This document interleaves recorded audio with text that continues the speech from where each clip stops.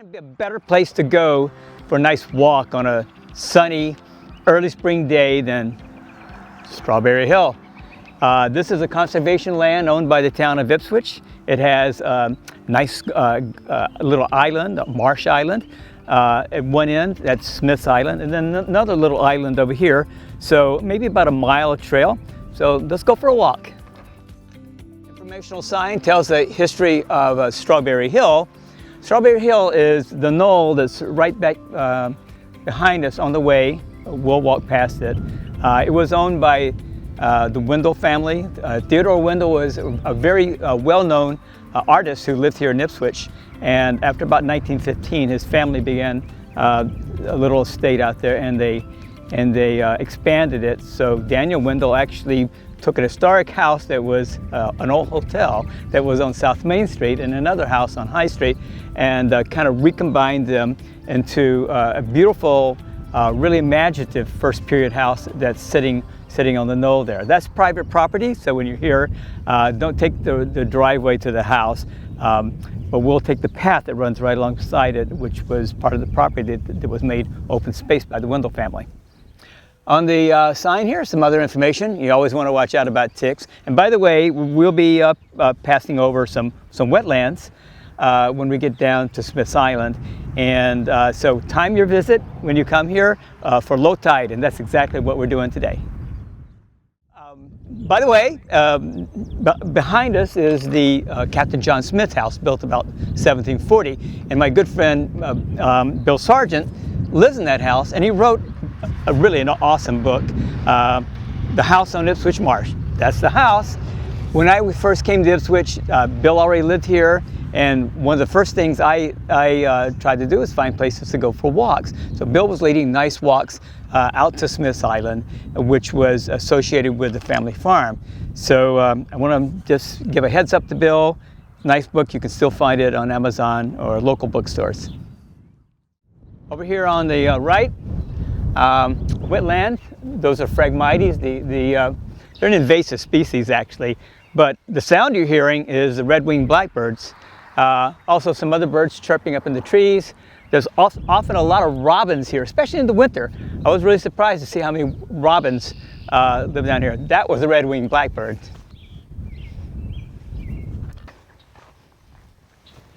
So now we're on the causeway. Captain John Smith, supposedly he and his sons built this causeway, and it's really amazing. It's been here since 1750 or so. To go out to the island, they needed a causeway because their farm was a saltwater farm, and that means that they harvested hay. If that sounds like maybe a poor man's crop, actually it wasn't. Hay was in great demand, and the best hay was the hay that actually grows very naturally right here along the marsh, along the edge of the ocean. And so the hay would be taken to Boston, sold locally, but then taken to Boston, probably by boat or possibly by the Old Bay Road. And the place they sold it, well, today we call that place Haymarket Square.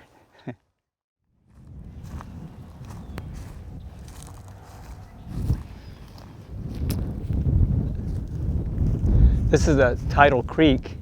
I don't think it even has a name. Of course, we're at low tide. We planned our walk today to keep our feet as dry as possible. At high tide, this is just another part of the ocean. And you notice the mud on the sides. That mud has been accumulating there since the last glacial period. Eventually, it decomposes and becomes peat, and can actually be burned for fuel. But we don't do that here. But there are peat bogs actually in Willowdale State Forest that were harvested for fuel before we started. We got coal and natural gas after that. So looking across, that's the Greens Point boatyard, and so that means that behind it is Town Farm Road. There actually was a town farm. It was a place where poor people or elderly people that didn't have anybody to support them. They had a nice brick building and farms, and they could live there for free. They were just expected to do a little work if they could. That's the same place now where the wind turbine and the transfer station are. So this is just the first little stop. It looks like it's a boat ramp or a launch.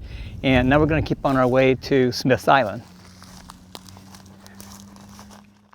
This is a spot where this 200-year-old, 300-year-old causeway is actually washed out a little bit. But it certainly has lasted a lot longer than a lot of the bridges in Massachusetts. Anyway, this is a larger creek. It feeds into the Ipswich River and the Parker River and eventually into the ocean. Looking across, there's our wind turbines, one of which still works and the other doesn't work. So when you get to this spot here, this is why I suggest wearing boots. Actually, some rubber boots would be best. There is a little trail that's hard to make out that people have sort of made on top of the grass going around, and so that's one way to do it. You can also do it. Someone's put up some little steps here to walk out into this part of the marsh and around, and you can get over that. So I guess today we'll try that and see how it works. But come with your boots on. When you're driving through the marsh or walking through the marsh, this marsh extends all the way from Gloucester up to Salisbury. It's called, the Great Marsh. It's an area of critical concern. It's the largest saltwater marsh still remaining in New England. And you'll notice when you're looking at the marsh that there are all these cuts. They're ditches, and so they put the ditches in for a couple of reasons. One, that is still in use today is to allow the marsh to dry out and to try to keep the mosquito population down. But the other is that in order to come in with these wagons in which they harvested this wonderful hay that we're trampling down right now, they would put these ditches in, dig these ditches by hand, and they're just all over the place, to drain the water a little bit lower so the wagons could come in, and then they would take the hay, this hay, and they would put it on what's called a staddle. That's a sort of wooden platform that's at a little higher than the marsh, and the hay was allowed to dry out on top of the staddle. And then in the fall, they would take that. A good place to see hay sitting on a staddle, there are 2 or 3 of those still out in the marsh going towards Newbury on Route 1 on the right-hand side. So we're gonna find a way to get across this wet spot here without falling in the water.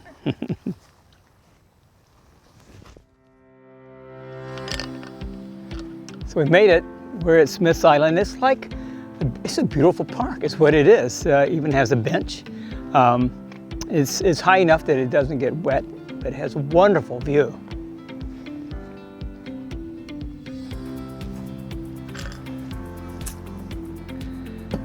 I see a lot going on out there. I wonder what it is. Fortunately, I brought some binoculars. Let's see.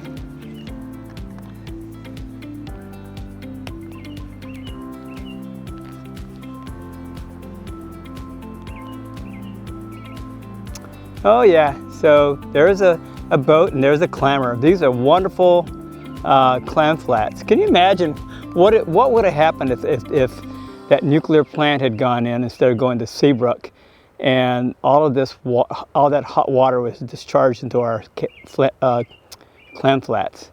He looks like he's having a lot of success. I also see out there egrets or herons, white herons. There's a large blackbird. I don't know what it is.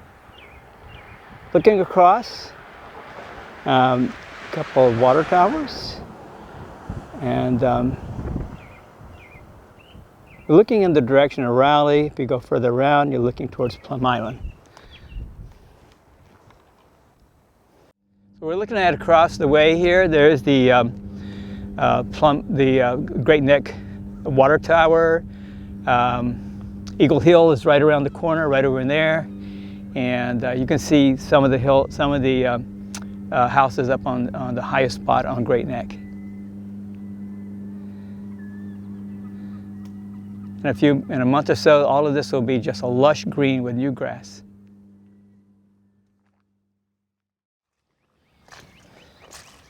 Well, this is another way to get around the washed out part of the causeway. I've noticed that there's almost a path in here that people have sort of trodden down over time. So the water's still just a little high. I think the low tide might have been about an hour ago. But this is the way we'll try going back this time.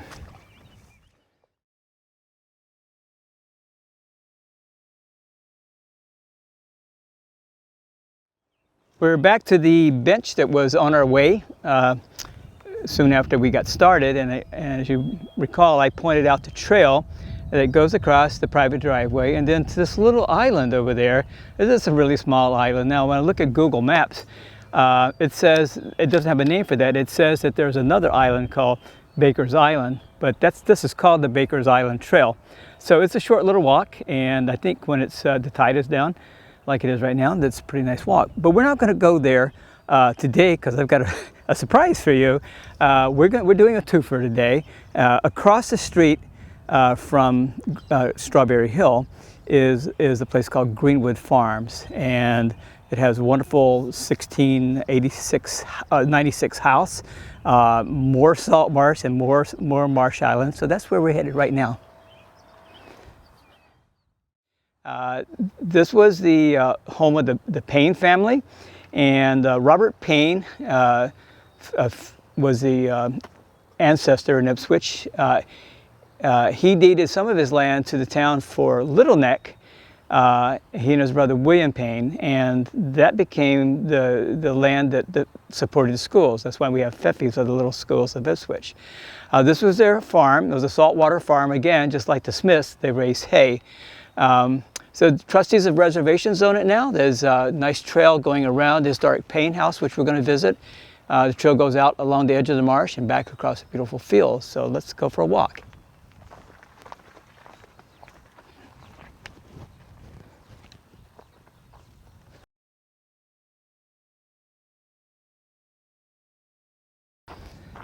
So we took the most direct route to get over to the historic Paine House.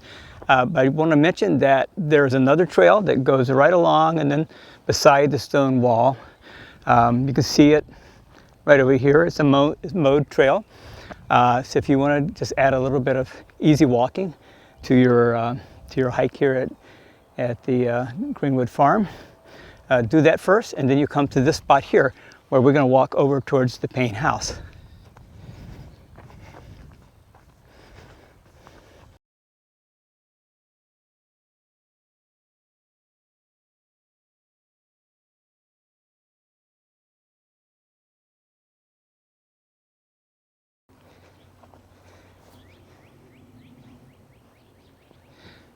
When you look at the roof of this house, and it was recently reshingled with cedar shingles, you can see there's a little wave, it's like a little belly in the roof that comes all the way down from the top, and there's 1, 2, 3, 4, probably 4 or 5 of them.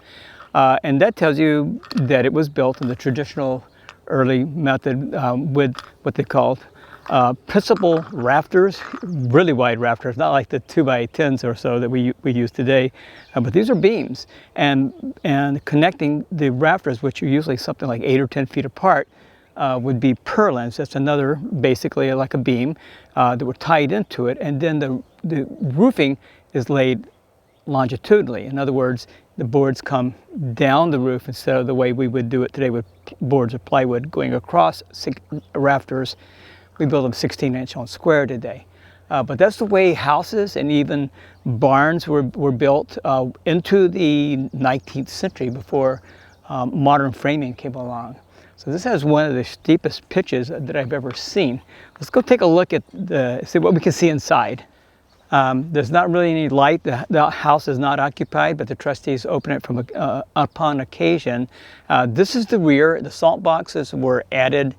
The sheds, as they should be called, they were added to give a kitchen. Kitchens originally were in the front of the house, but those became more like a living room with the wide fireplaces. They've removed some of the flooring here because there is what they call a milkery. So when you get a chance to come see the Paine House, they'll show you that almost all houses, so that that period, had an area in the basement that was designated for keeping milk, butter, things like that. So this is where the dairy was, right here.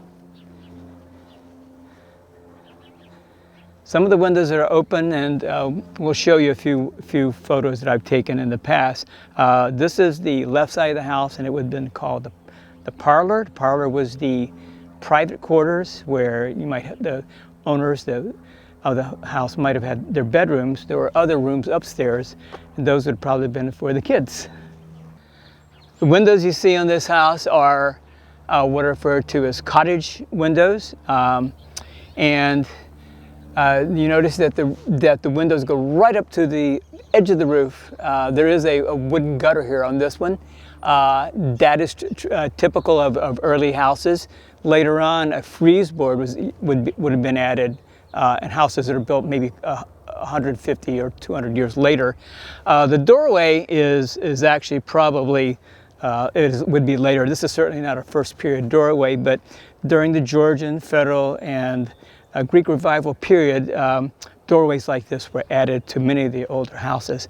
It was a trend to make your house look as modern as possible, and new ideas did come along. So the house is preserved as it was, I would say, maybe in the mid 18th century.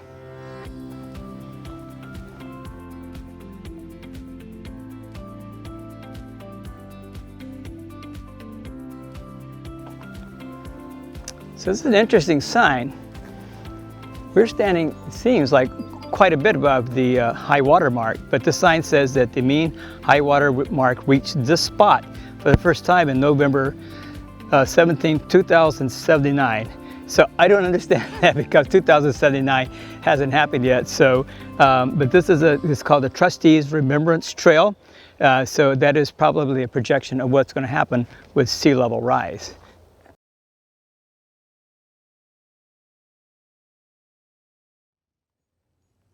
So where we're standing here, you can look across and you can see Steep Hill Beach. Can't quite make out the castle from here. That must be Heartbreak Hill over on the right-hand side. There's a little history to the spot we're standing. So this is one of those marsh ditches, and there's a series of little islands here. So this first island, then two more. And the last one is right along the Ipswich River, which is in the distance, but you can see it over there. And that last marsh, that last little island, is called Diamond Stage. So there's a story about that as well.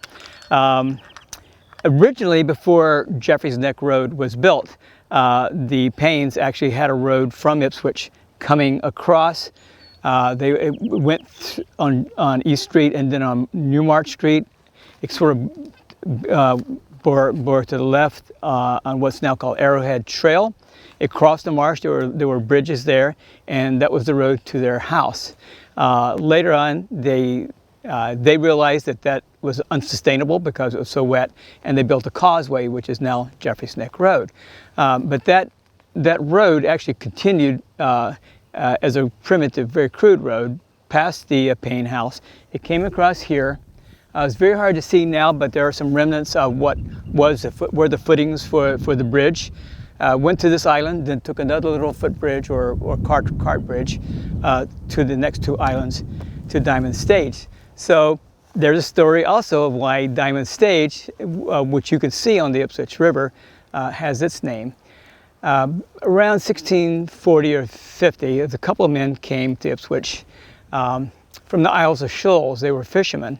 One of them's name was Andrew Diamond, and he's the person whose Diamond Stage is named after. A stage is a place where after you catch cod, you lay them out on boards and they would salt dry the fish for shipping, put them in cask and ship them either to England or actually often to places like Barbados, where the slave trade was happening. The sugar was had completely taken over the island. They cut down all the trees. So even though the people, the slaveholders there in the West Indies islands were getting filthy rich from growing sugar, they couldn't feed themselves without the food from New England, because they planted the entire place was sugarcane. So there was a very lucrative trade bringing food from New England to the West Indies islands. So that's a little detour. Now the other part of the story, Andrew Diamond, he actually was pretty successful, and he became a selectman in the town. But this other guy he came with, Harry Maine, from the Isles of Shoals, well, he has a pretty bad reputation. Harry Maine was said to be a pirate without a ship. What he would do is set fires along the coast that looked like those primitive fires that would keep going where we today would have a lighthouse. But he would put them in a spot where the ships would wreck, and then he would plunder the ships. So eventually he was caught. You know, I think you may all know the story of Harry Maine. But if you don't, what happened was he was caught, he was tried, and then his punishment, supposedly, was that he was chained to a stake at the tip of Plum Island at low tide and given a shovel. So the story, a shovel to dig himself out with. Well, you know, he drowned, of course, according to the story, but you know, I kind of looked into this, and I really hate to debunk wonderful legends of Ipswich, but there are records that Harry Maine, or Henry Maine as he was also called, died fishing when his ship went down off of the Isles of Shoals. So let's just keep our legend to ourselves. Nice shagbark hickory right here. And to my right, this is the Dodge family's house. It was built, I think, in the early 1900s, or perhaps a little bit earlier than that. The Dodge family owned this during that period and continued the salt marsh operation, but this was their summer residence. Eventually, the trustees of reservations bought the property. This is still a private residence, but there's a trail that will follow the circles around that house.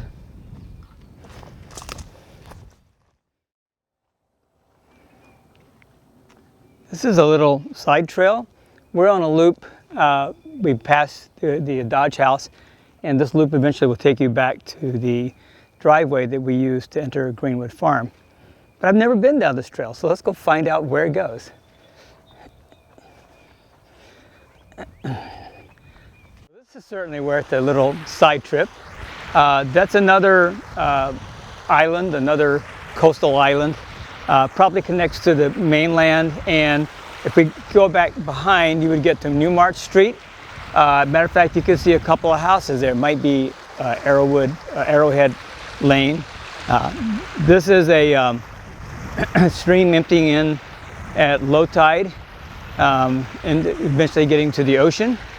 The fact that it has all of these rocks here suggests to me that this might have been where a bridge was on that original road, because it did cross right in this area.